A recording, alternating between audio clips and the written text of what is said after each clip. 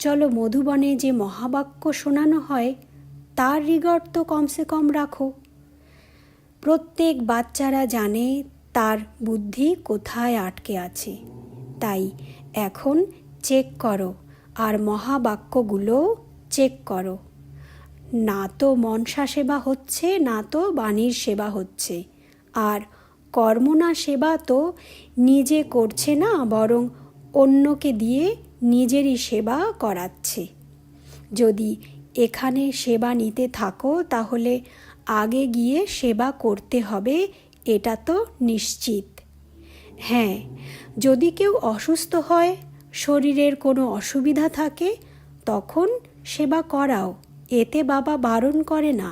শুধু চেক করো বাবার সেবা কেন্দ্রে যত কন্যারা রয়েছে তারা যত বড়ই হোক না কেন